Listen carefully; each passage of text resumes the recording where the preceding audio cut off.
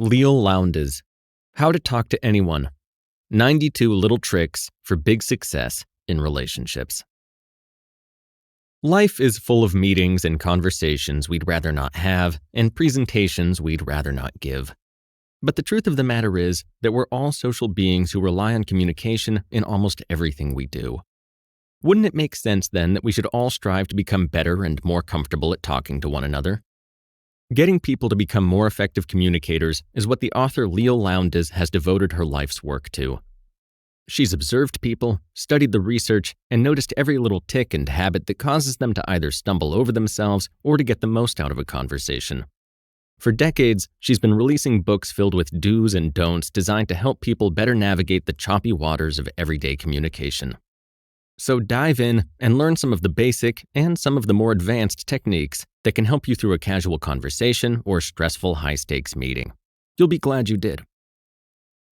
Before we begin, we publish new content every week, so be sure to subscribe to our channel and ring the bell to get notified about the latest extracts. Our videos can be a bit longer sometimes because we never compromise on the content of the book and video. Therefore, it's important to watch the video till the end. Let's get started.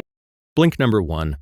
First impressions matter, so remember to smile and use welcoming body language. Let's not kid ourselves. First impressions are really important. When you meet someone for the first time, the way you look and act is seared into their brain, and it will undoubtedly influence any future dealings you have with that person. The first thing someone sees is your face, so this is where a good first impression begins.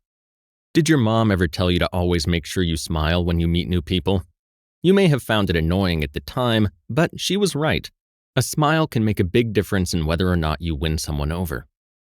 People can spot a fake smile, however, so let the grin grow slowly, as this will make it appear more personal and genuine.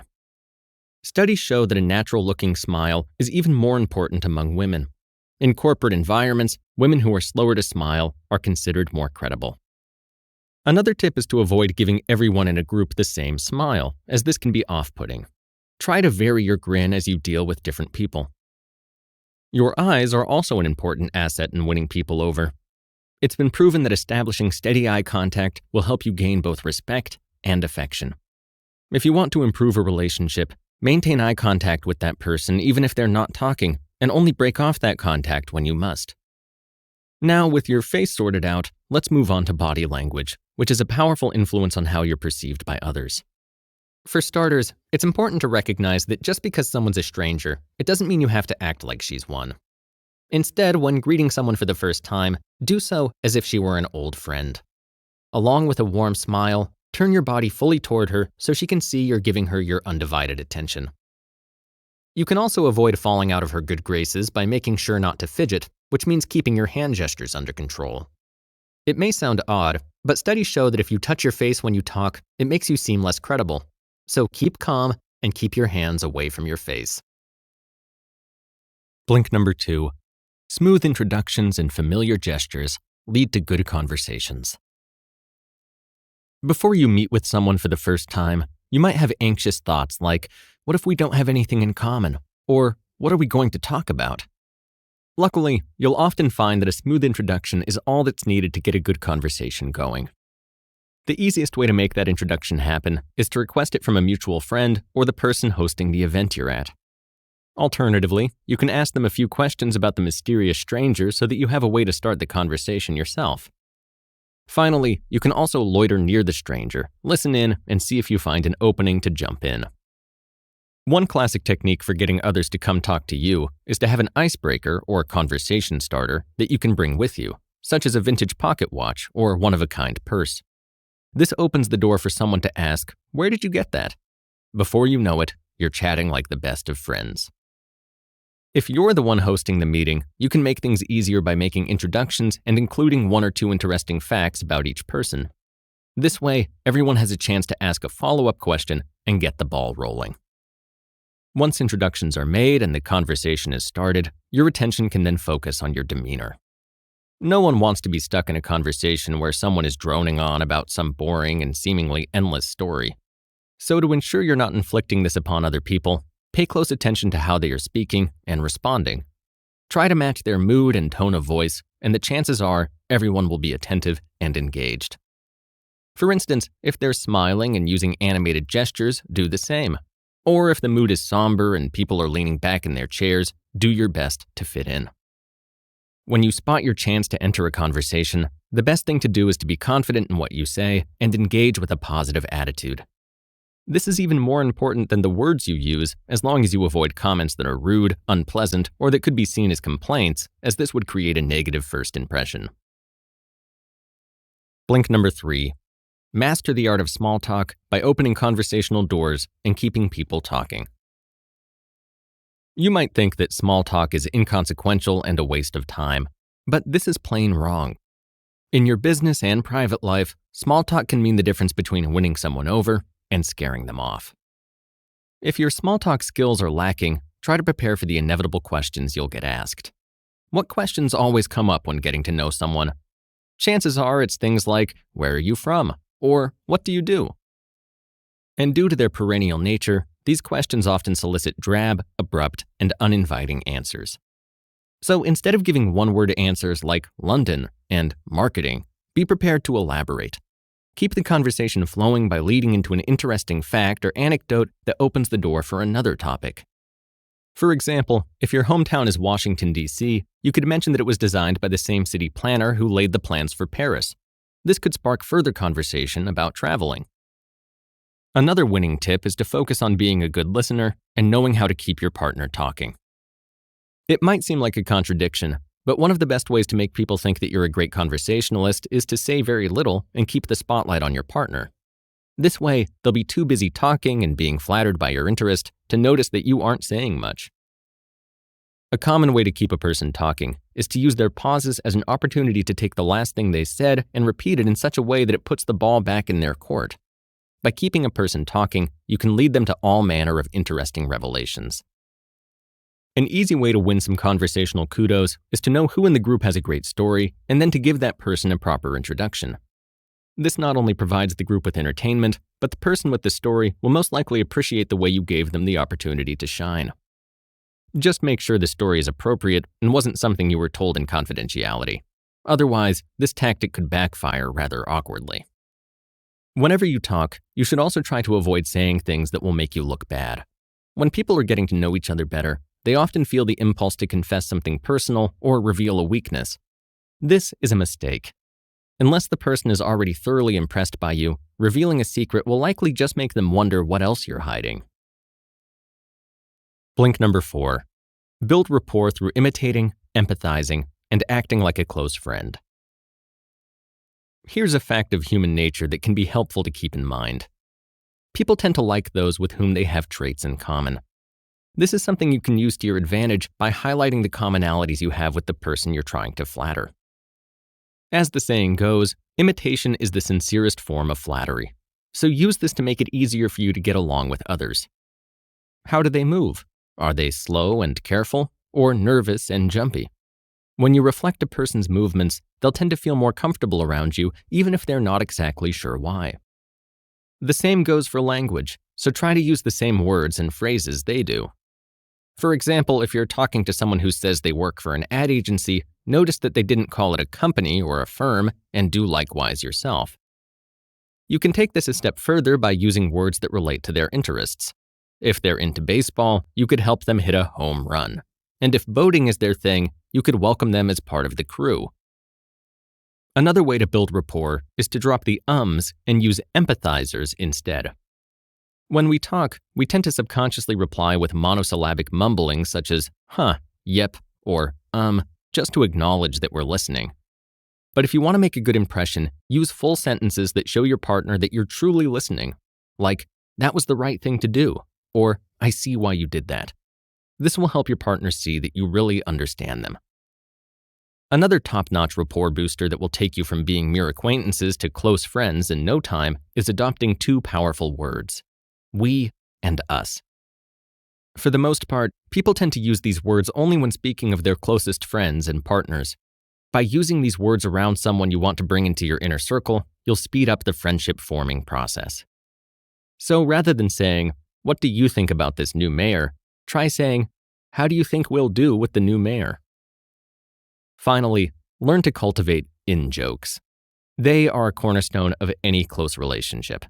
If you want to quickly form a bond, remember when funny remarks and shared laughs occur and cleverly bring them up again later on. Suddenly, you'll have a memorable shared history between the two of you. Blink number 5. Be delicate, sparing, and immediate with your praise. Praise is a good thing, right? It is in theory, but in practice, it can backfire if the recipient thinks you're being insincere. Therefore, it's wise to give praise indirectly. One way of doing this is to pass along any nice words via a mutual acquaintance. By having a third party deliver the good news, both the recipient and the messenger will come away feeling great. Likewise, if you're ever approached by someone to pass along a good word, be sure to follow through on it. You'll find that being the bearer of good tidings has its own rewards. If you're the one directly giving a compliment, however, avoid being too obvious about it. Instead, you could include it in a casual remark. For instance, you could ask someone, "How are you?" and then briefly glance at them before continuing, "You've obviously been well." Or you can subtly imply that you respect the other person by asking them for, say, a restaurant recommendation. This shows that you admire their good taste. If you feel the need to be more direct, remember that a little praise goes a long way. Generally speaking, everyone feels they do good work that goes largely unnoticed. By simply telling someone that they did a good job, you'll be making their day. Keep in mind that it's even better when the praise is immediate. Rather than waiting a week before delivering it, speak up right when the good deed happens. Immediate praise can be especially good when someone's just given a presentation, since public speaking is tough for most people. Even if you're stretching the truth, your colleague will appreciate it if you tell them that they did a good job right away. But for those nearest and dearest to you, you can be specific in your praise. If you want to deliver a dazzling compliment to that special someone in your life, just highlight one specific trait that you really admire. Maybe it's their stylish good looks, their amazing perseverance, or their impeccable charm. If you're sincere and genuine in your compliment, they'll be sure to appreciate it. Blink number 6. Always be considerate in your relationships, especially when it comes to giving and receiving favors. We've covered many of the basics for how to talk to anyone and win them over. Now let's look at some expert-level tricks to put you on top of your interpersonal game. One easy way to improve your relationships is to be more considerate. First, understand that people need to vent from time to time, especially after a rough day. Be patient, allowing them to complain and get it out of their system, and try to show that you're sympathetic. This will help them to calm down, and once that happens, you can shift the conversation over to what's on your mind. Second, make sure you don't leave a conversation hanging. Say your friend is in the middle of a great story when a waiter interrupts her to take your orders. Once the distraction has been dealt with, don't forget to return to your friend and have her pick up where she left off. The third tip is that sometimes things are best left unsaid. Everyone has moments they hope no one notices, like, say, if they experience a certain smelly and embarrassing biological function when in the company of someone else. But that doesn't mean you or the other person have to acknowledge it with a remark. The considerate thing to do is continue the conversation as if it never happened. Rest assured, your friend will be very grateful for this. The final form of considerate behavior is to perfect the art of the favor. You probably know how great you feel when you do someone a favor, right? But if someone asks you to drop everything and do him a favor right now, that's a different story. He comes off as rude. So don't make this mistake yourself. Similarly, if you do someone a favor, don't immediately ask for something in return. Instead, let time pass so that they know you performed your favor out of friendship. Only later, bring up what you want. Finally, know that we all keep score of the things we do for friends and colleagues, so make sure that you're sufficiently thankful and appreciative to those who continually have your back. Blink number 7. Sounding professional is crucial for career success. If you're an ambitious worker, you're likely to be on the lookout for ways to impress the boss and generate forward momentum in your career. A key tactic for this is to ensure that you always sound professional. First, when talking with your boss, cut to the chase and be direct. Important people don't have time to dance around the topic. What's more, try to retain your subject's focus while talking.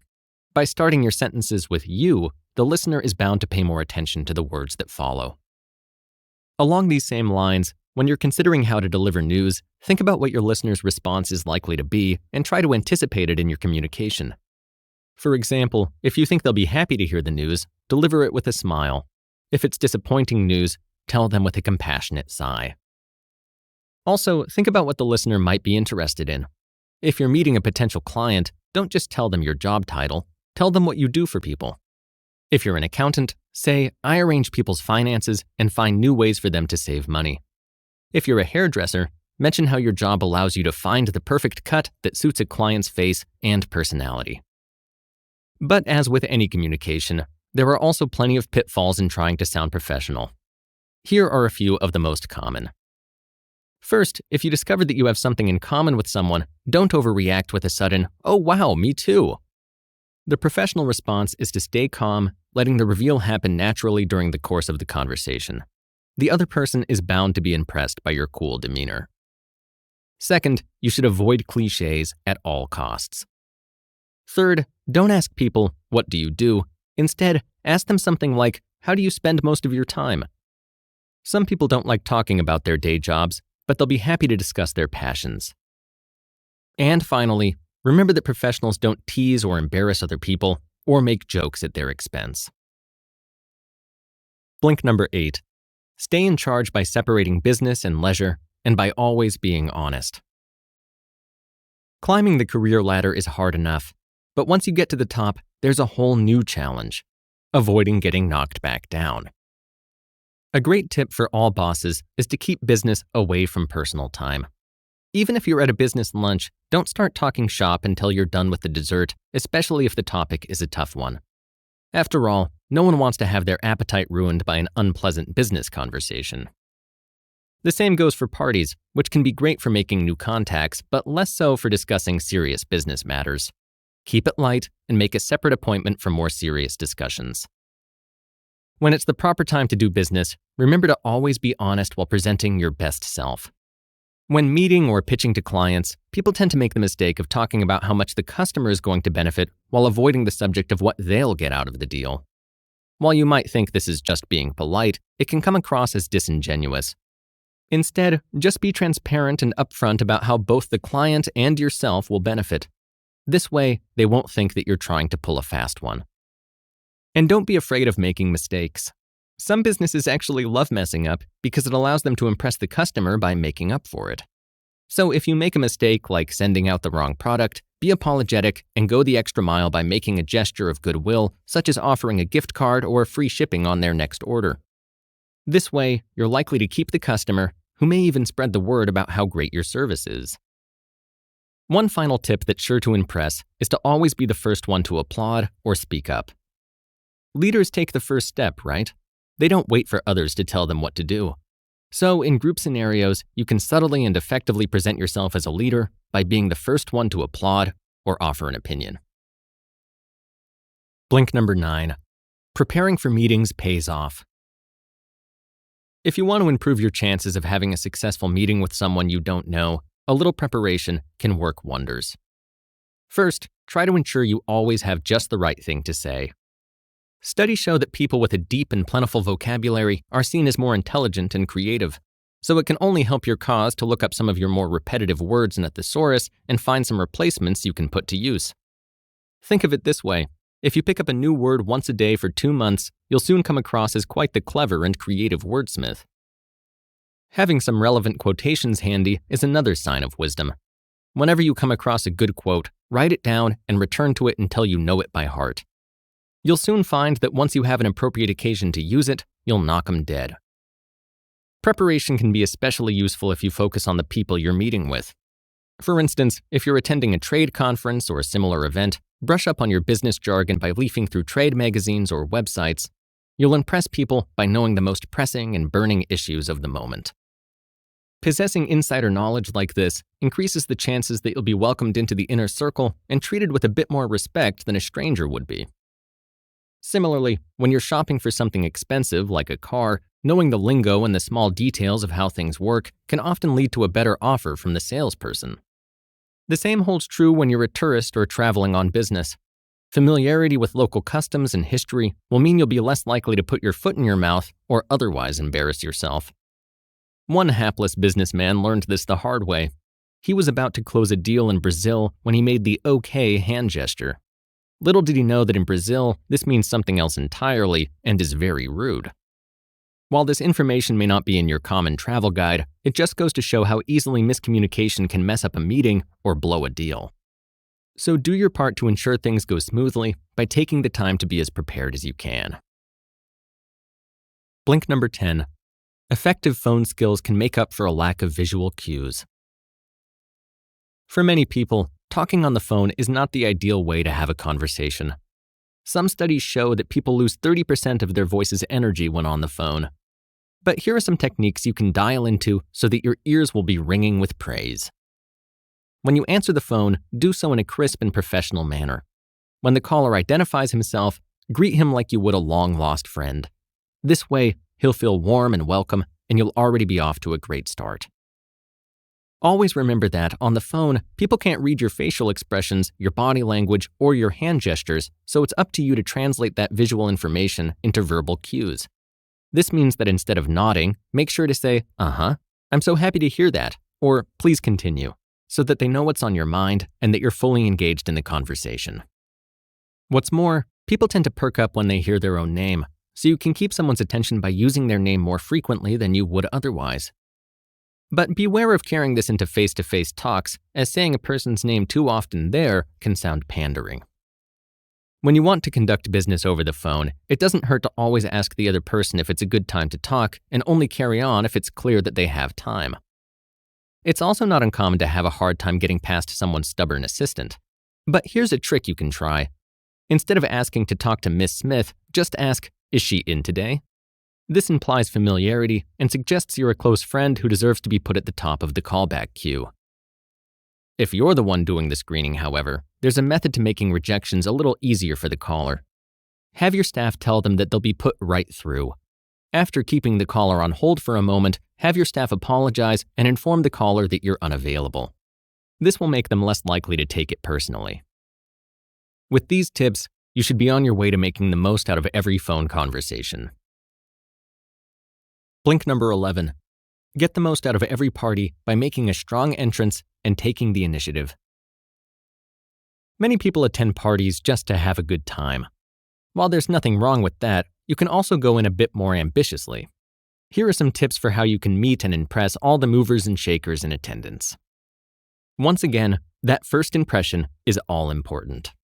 You've probably heard about pop stars having great stage presence, right? You can have the same magnetism and get everyone looking your way by making some preparations and knowing how to enter a room. The technique for a dramatic entrance is simple. Before entering, pause at the doorway and give the room a scan. Once you've surveyed the premises and deemed them satisfactory, you can smile and step inside. This kind of dramatic entrance is sure to impress those in attendance. Once inside, you should take the initiative and immediately gravitate toward the most interesting person in the room. If you stand around waiting for someone to come to you, you could end up a wallflower for the entire night, with few opportunities to meet those movers and shakers. When you do have someone's undivided attention, it's time to put all that you've learned in the previous blinks to work. But here's a bonus tip. Be mindful of your hands. Avoid gestures that might subconsciously register as threatening, like showing your knuckles or the back of your hand. Instead, adopt an open and inviting posture with your palms facing outward.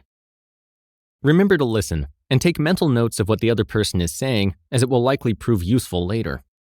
This includes personal details they may reveal and anything else that seems important to them. By bringing one of these details up in your next meeting, you're certain to make a great impression. The key message is that with some basic understanding of human nature and people's habits, anyone can learn how to be a better communicator and improve their relationships. Everyone should know the importance of making a good first impression, how to use non-threatening and positive body language, giving effective praise, and how to come to meetings prepared with valuable information. With knowledge and good technique, you'll not only feel more comfortable and confident in your conversations, but also gain more friends and quickly move up the ladder of success. And here's a bit of actionable advice that you can apply to your life today. Visualize good habits. Before entering a meeting, picture yourself smiling, making eye contact, and practicing positive body language. Visualizing can work as a self-fulfilling prophecy and help ensure your meeting goes well. And remember the valuable information people reveal about themselves. One helpful trick is to jot down interesting facts on the back of a person's business card as soon as you finish talking to them. Then, the next time you meet, you can impress them by mentioning one or two personal details. And last but not least, we always like to hear what you think about our content. Got feedback? We'd love to hear from you about our content. Just share your thoughts and book recommendations in the comments section, and be sure to subscribe to our channel and ring the bell to get notified about the latest extracts. Thank you and have a great day.